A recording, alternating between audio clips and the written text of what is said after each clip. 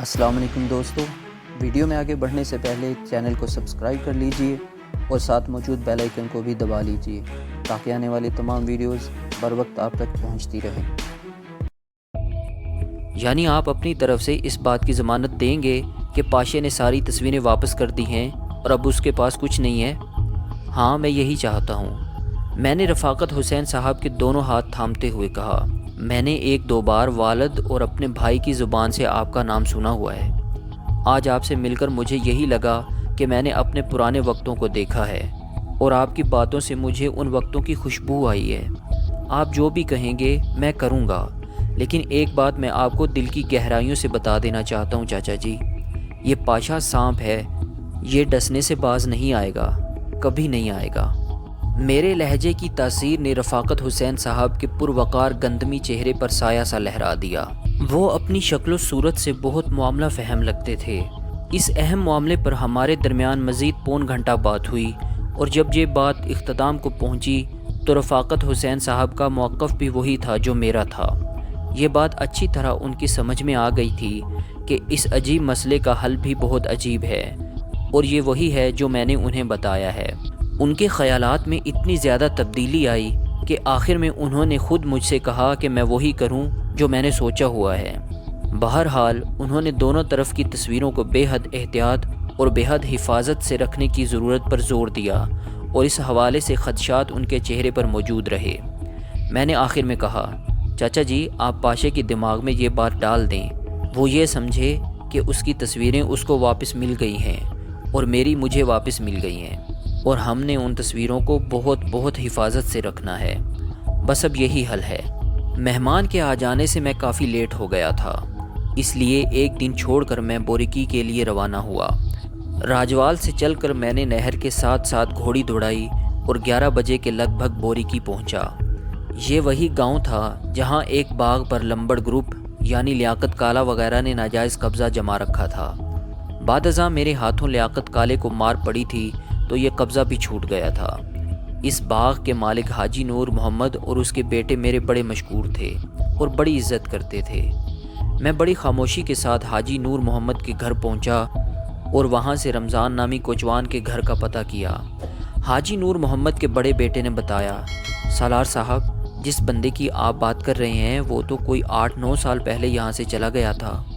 उसके ठिकाने का कुछ पता है? वो ख़ुद तो शायद 3-4 साल पहले फ़ौत हो गया था। उसका एक बेटा है, इकबाल।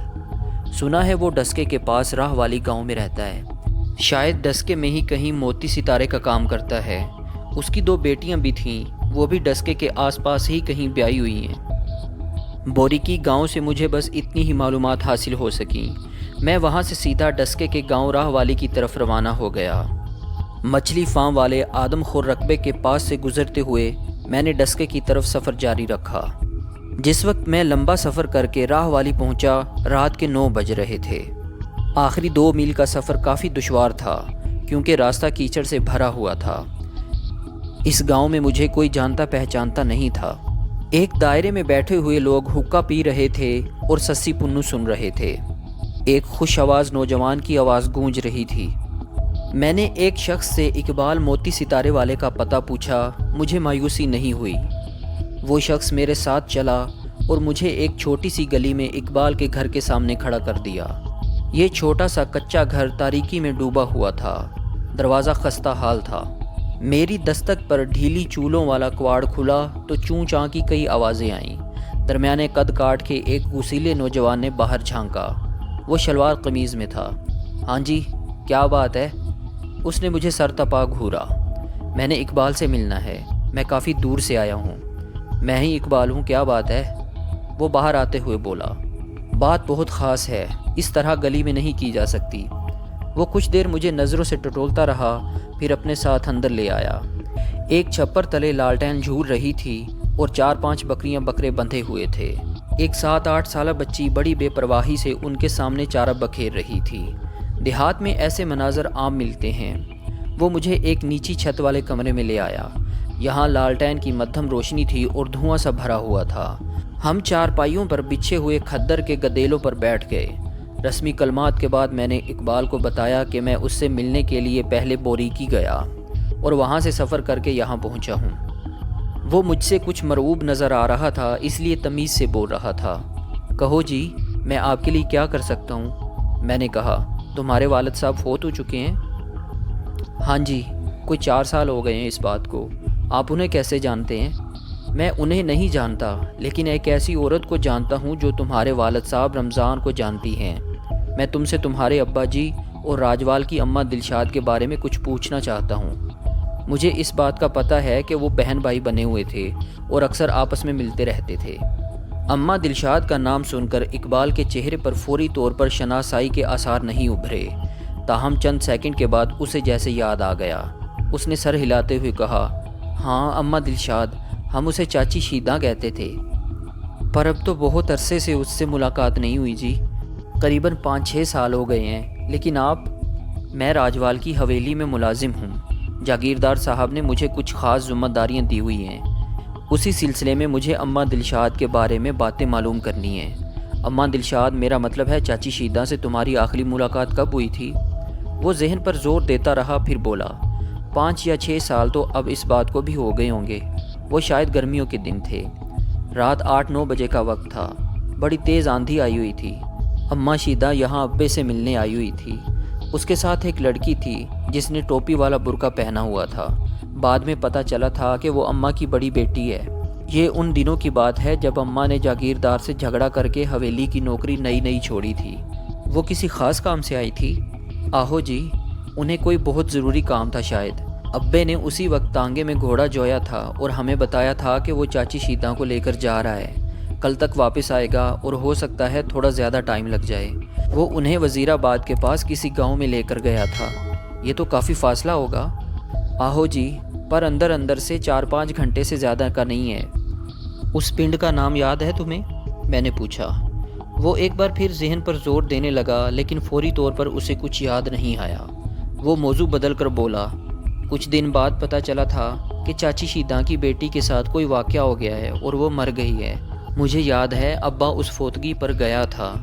اماں کی بیٹی کی موت وہیں وزیر آباد والے گاؤں میں ہوئی تھی؟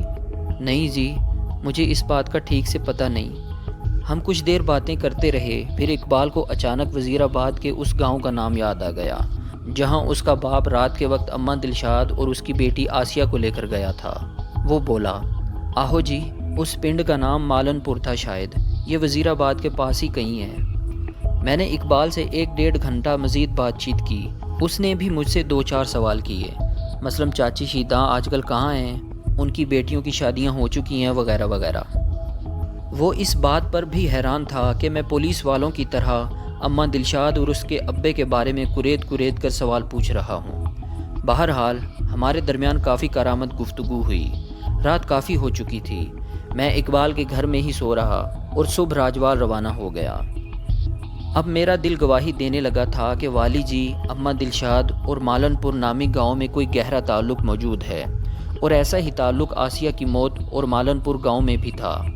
پہلے تو جی میں آیا کہ وزیر آباد جاؤں اور مالن پور نامی اس گاؤں کو تلاش کروں، لیکن پھر بہتر محسوس ہوا کہ وزیر آباد میں خجل خراب ہونے سے پہلے ایک ملاقات اماں کی بیٹی شادہ سے ہی کر لوں۔ اگلے روز دوپہر کے وقت میں ایک بار پھر سو پور کی اسی گلی میں کھڑا تھا جہاں 3 روز پہلے میں نے والی جی کو شادہ کے گھر سے نکلتے اور تانگے میں سوار ہوتے ہوئے دیکھا تھا۔ موسم آج بھی سرد اور ابر آلود تھا، مگر بارش نہیں ہو رہی تھی۔ میں نے شادہ کے گھر کا دروازہ کھٹکھٹایا۔ وہ خود ہی نکلی اور مجھے اپنے دروازے پر دیکھ کر حیران رہ گئی۔ اس کا شوہر کام پر گیا ہوا تھا۔ گھر میں اس کے 10-12 دیور اور ساس کے سوا اور کوئی نہیں تھا۔ ساس عمر رسیدہ تھی، کسی بیماری کے سبب اس کی سماعت بالکل ختم ہو چکی تھی، بینائی بھی نہایت کمزور تھی۔ میں نے شادہ سے کہا، ادھر کسی کام سے آیا تھا، تمہارے دروازے سے گزر جانا اچھا نہیں لگا۔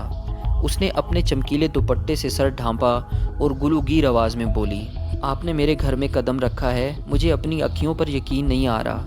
گھر کی حالت سے غربت جھلکتی تھی، تاہم شادہ نے میری خاطر تواضع میں کوئی کسر نہیں اٹھا رکھی۔ اس نے دیور کو دوڑایا، وہ دکان سے جلیبی اور نمک پارے لے آیا۔ شادہ نے گرم گرم دودھ سے بھرا ہوا گلاس میرے سامنے رکھ دیا۔ کچھ دیر تک شادہ سے رسمی باتیں ہوتی رہیں۔ اندازہ ہوتا تھا کہ وہ اپنے گھر میں خوش ہے اور اس کا سیدھا سادہ شوہر اس کی بات مانتا ہے۔ میں نے کہا، شادہ، میں کافی دنوں سے سوچ رہا تھا کہ تم سے ایک خاص بات پوچھوں گا۔